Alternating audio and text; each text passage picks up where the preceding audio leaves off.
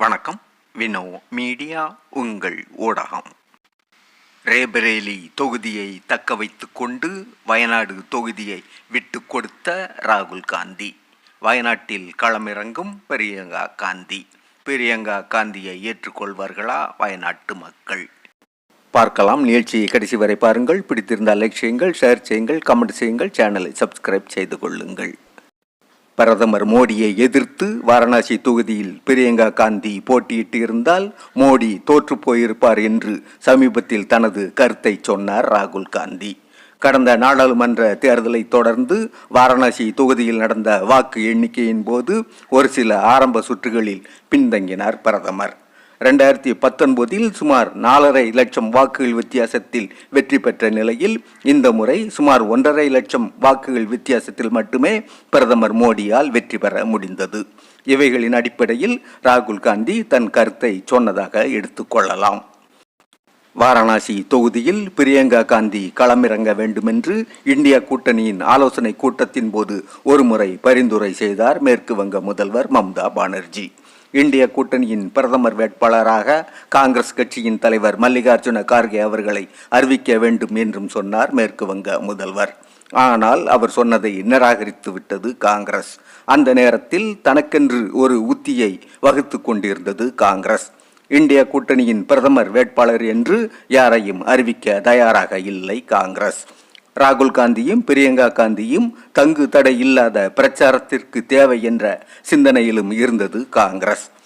உத்தரப்பிரதேசத்தை பொறுத்தவரை சமாஜ்வாடி கட்சி தலைவர் அகிலேஷ் யாதவுடன் இணக்கமாக பேசி கூட்டணி அமைத்து தேர்தலை சந்திக்க காங்கிரஸ் ஆயத்தமான போது உத்தரப்பிரதேச அமேதி தொகுதியில் மட்டும் ராகுல் காந்தி போட்டியிட வேண்டும், என்னை எதிர்த்து அவர் வெற்றி பெற்று காட்ட வேண்டும் என்று சவால் விடுத்தார் பாஜகவின் ஸ்மிருதி இரானி.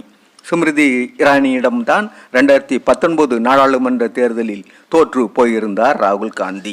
அமேதியில் சுமார் 50,000த்திற்கும் மேற்பட்ட வாக்குகளில் ராகுல் காந்தியை வெற்றி கண்டிருந்தார் ஸ்மிருதி இரானி. காங்கிரஸ் கட்சியின் பாரம்பரிய தொகுதி அமேதி.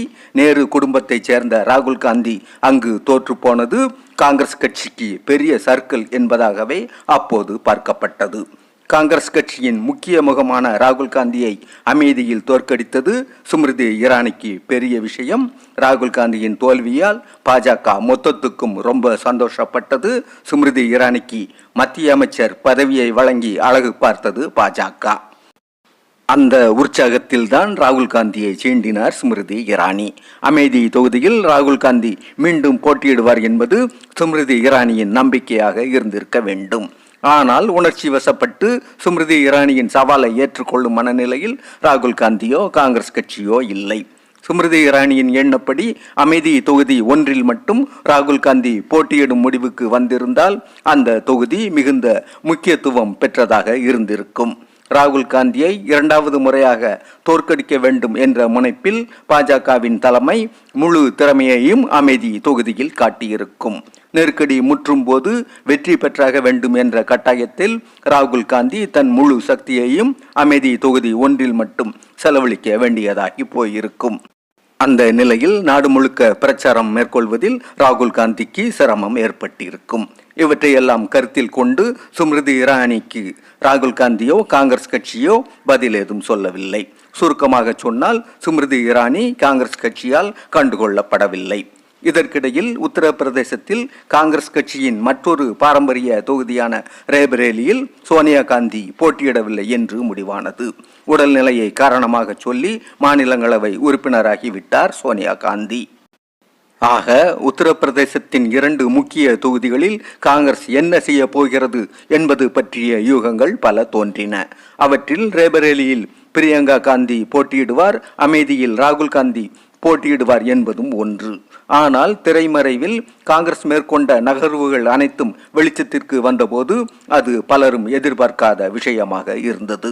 ஏனென்றால் அமேதி தொகுதியில் ராகுல் காந்தி போட்டியிடவில்லை என்று அறிவித்தது காங்கிரஸ்.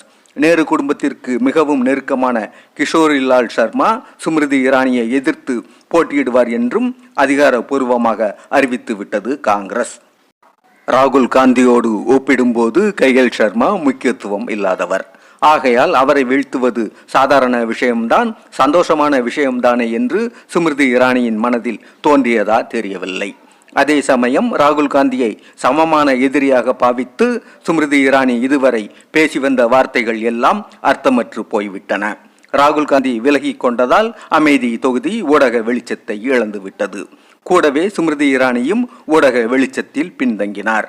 அமேதியில் ராகுல் காந்தி போட்டியிட்டு இருந்தால் பிரதமர் மோடியே கூட பிரச்சாரத்திற்காக அங்கே போயிருப்பார்.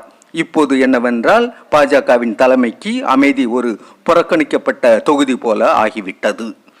2019 ராகுல் காந்தியை சுமார் 50,000 வாக்குகள் வித்தியாசத்தில் தோற்கடித்த ஸ்மிருதி இரானிக்கோ அதைவிட அதிக வாக்குகள் வித்தியாசத்தில் ஷர்மாவை தோற்கடித்தால்தான் கௌரவம் என்ற நெருக்கடியும் வந்துவிட்டது.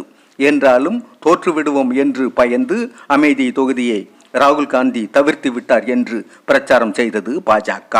KL சர்மாவை நேரு குடும்பத்து பியூன் என்றும் கிண்டல் செய்தது பாஜக. ஏற்கனவே பாஜகவின் கேலி கிண்டலுக்கு பழகிய காங்கிரஸ் எதையும் கண்டுகொள்ளாமல் காரியத்தில் கண்ணாக இருந்தது. ரேபரேலி தொகுதியை ராகுல் காந்திக்கு ஒதுக்கிவிட்டு பிரியங்கா காந்தி போட்டி களத்திலேயே இல்லை என்பதையும் தெளிவாக்கியது காங்கிரஸ். அவர்கள் இருவரும் தேர்தல் பிரச்சாரத்தில் சுதந்திரமாக இருக்க வேண்டும் என்பதற்காக காங்கிரஸ் எடுத்த முடிவின் பலனை பிந்தைய நாட்களில் அனுபவித்தது அந்த கட்சி. ராகுல் காந்திக்கு மிகவும் பாதுகாப்பான தொகுதியாக ரேபரேலி இருந்ததால் தோல்வி பயம் இல்லாத மனநிலையில் அவரும் தேர்தல் களத்திலேயே இல்லாததால் சுதந்திர மனநிலையோடு பிரியங்கா காந்தியும் தேர்தல் பிரச்சாரம் செய்தார்கள். தேர்தல் முடிவுகளில் காங்கிரஸ் கௌரவமான நிலைக்கு வருவதற்கு ராகுல் காந்தியும் பிரியங்கா காந்தியும் முக்கிய காரணம். இதில் அமேதி தொகுதியில் ஸ்மிருதி இரானி தோற்று போனது முக்கிய அம்சம். KL சர்மாவின் வெற்றிக்காக ராகுல் காந்தியும் பிரியங்கா காந்தியும் மனப்பூர்வமான உழைப்பை கொடுத்தார்கள். ராகுல் காந்தியை எதிர்த்து வெற்றி பெற்ற இரானியால் கிஷோர்லால் சர்மாவை வெற்றி கொள்ள முடியவில்லை. ஸ்மிருதி இரானிக்கு அமைச்சர் பதவி தராமலும் புறக்கணித்து விட்டது பாஜக. கேரளாவின் வயநாடு, உத்தரப்பிரதேசத்தின் ரேபரேலி ஆகிய 2 தொகுதிகளிலும் வெற்றி பெற்ற ராகுல் காந்திக்கு 2இல் 1 ராஜினாமா செய்ய வேண்டும் என்கிற கட்டாயம். 2019 அமேதி தொகுதி அவரை கைவிட்ட நிலையில் வயநாடு தொகுதிதான் அவரை காப்பாற்றியது. அப்படி இருக்கும்போது வயநாடு தொகுதியை விட்டு கொடுப்பது பற்றி அவர் ரொம்பவே சிந்தனை செய்திருக்க வேண்டும். நேரு குடும்பத்தின் மீது மிகுந்த நம்பிக்கை வைத்திருக்கும் உத்தரப்பிரதேசத்தின் ரேபரேலி பற்றியும் ராகுல் காந்தி சிந்தனை செய்திருக்க வேண்டும். கடைசியில் வயநாடு தொகுதியை ராகுல் காந்தி ராஜினாமா செய்வார் என்ற முடிவுக்கு வந்துவிட்டது காங்கிரஸ். அதற்கு காரணம் இருக்கிறது. காங்கிரஸ் கட்சிக்கு ரேபரேலி மற்றும் வயநாடு 2மே முக்கியமானவைகள் தான். ஆனால் இந்த நேரத்தில் அரசியல் ரீதியில் கவனத்துடன் செயலாற்ற வேண்டிய கட்டாயத்தில் இருந்தது காங்கிரஸ். அந்த வகையில் ரேபரேலியில் இடைத்தேர்தல் வருவதை தவிர்த்திருக்கிறது காங்கிரஸ். காரணம், தற்காப்பு மற்றும் தேவையில்லாத அழுத்தத்தை விரும்பி ஏற்றுக்கொள்ள தேவையில்லை என்கிற சூழல். உத்தரப்பிரதேசத்தில் ஆளும் கட்சியாக இருக்கிறது பாஜக. மத்தியிலும் ஆட்சியை கைப்பற்றி இருக்கிறது பாஜக. உத்தரப்பிரதேசத்தில் பின்னடைவை சந்தித்திருப்பதால் அதை சரி செய்ய வேண்டிய கட்டாயத்திலும் இருக்கிறது பாஜக. ரேபரேலியில் பிரியங்கா காந்தியை போட்டியிட்டாலும் நெருக்கடி கொடுக்க பாஜக எந்த எல்லைக்கும் செல்லும் என்பது கள யதார்த்தம். அந்த மாதிரியான நிலைமை கேரள வயநாட்டில் காங்கிரஸ் கட்சிக்கு இல்லை. ஆகையால் ரேபரேலி தொகுதியில் தேர்தலை விரும்பாமல் வயநாடு தொகுதியில் பிரியங்கா காந்தியை களமிறக்கி தேர்தலை சந்திக்கலாம் என்ற முடிவுக்கு வந்திருக்கிறது காங்கிரஸ். இதில் காங்கிரஸ் கட்சியும் ராகுல் காந்தியும் சந்திக்கும் விமர்சனம் ஒன்று இருக்கிறது. அது வயநாடு மக்களை ராகுல் காந்தி ஏமாற்றிவிட்டார் என்பது. அந்த விமர்சனத்தை பிரியங்கா காந்தி எளிமையாக கடந்து விடுவார் என்கிற சூழல்தான் தெரிகிறது. நிலைமையை புரிந்து கொண்டு ஆதரவு தாருங்கள் என்கிற ரீதியில் வயநாட்டு மக்களிடம் செல்கிறது காங்கிரஸ். நானும் என் தங்கையும் ஒன்றுதான் என்று வயநாட்டு மக்களுக்கு சொல்கிறார் ராகுல் காந்தி. அதற்கும் மேலாக நாங்கள் 2 பேரும் உங்களுக்காக இருக்கிறோம் என்று உணர்வு ரீதியில் பிரச்சாரத்தை அமைத்து கொண்டிருக்கிறார்கள் ராகுல் காந்தியும் பிரியங்கா காந்தியும். வெற்றி கிடைக்கும் என்ற நம்பிக்கையும் அவர்களுக்கு இருக்கிறது. வயநாட்டில் தேர்தல் வரட்டும். அதுவரை நாமும் காத்திருப்போம். நன்றி, வணக்கம்.